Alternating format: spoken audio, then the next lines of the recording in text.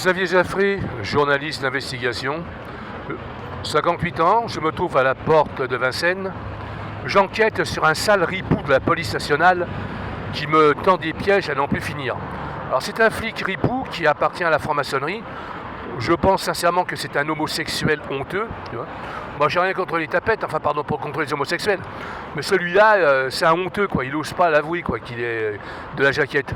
C'est grave quand même, hein. Il s'assume pas.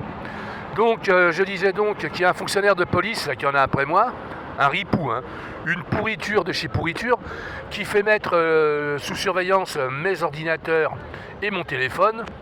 Et cet enfoiré de flic, tu vois, qui n'a rien dans le pantalon, c'est pas un homme, hein, c'est un homosexuel, tu vois, c'est un passif. Hein. Il me fait passer pour un voyou de rue, vous vous rendez-vous compte? Alors je crois qu'il travaille pour les communistes, hein, je vous raconte pas pour qui, on l'a tous deviné. Hein. Bon, c'est pas un homme, c'est une targette. Ce flic-là, bah, j'espère qu'il va sortir sa cachette et venir m'affronter. Hein. Je suis en train de l'exciter, là, exprès. On va voir s'il va venir vers moi avec ses petits poings serrés, en pleurnichant comme une gonzesse, ce qu'il est à mes yeux.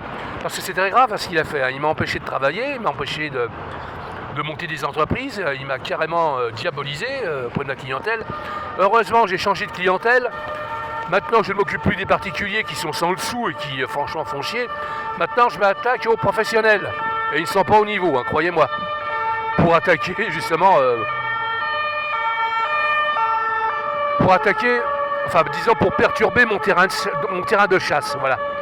Donc c'est très grave, hein. On a des flics qui sont vraiment pourris de chez pourris dans le Val-de-Marne et qui empiètent sur Paris, qui me font passer pour ce que je ne suis pas.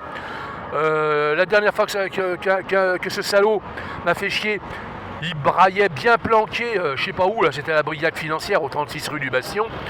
Hein, et comme par hasard, à la rue du Bastion, là, les lopettes qui m'ont reçu, hein, m'ont dit que j'avais besoin de soins psychiatriques parce que ils étaient outrés de mes écrits. Alors je ne sais pas ce qu'il en est exactement chez les flics, mais bon, maintenant on a des PD de plus en plus, excusez-moi d'être aussi direct, mais moi je suis ancien flic, j'ai fait fonction de commissaire principal dans le Val-de-Marne, à Ivry-sur-Seine, Créteil et tout. Hein.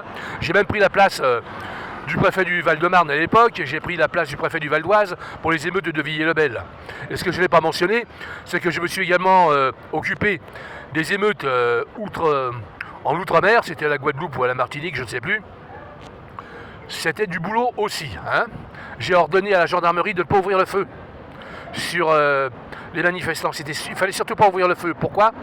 Parce que la CGT qui est locale, qui est composée d'enfoirés de première, voulait justement qu'il y ait une effusion de sang pour en profiter pour demander l'indépendance.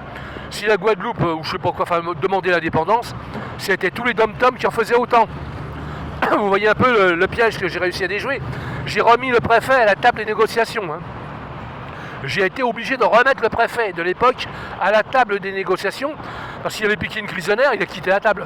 Moi j'ai dit, il faut qu'il revienne, il faut qu'il tienne tête à ces connards de la CGT, et puis c'est tout. On a réussi, c'est merveilleux. La suite bientôt.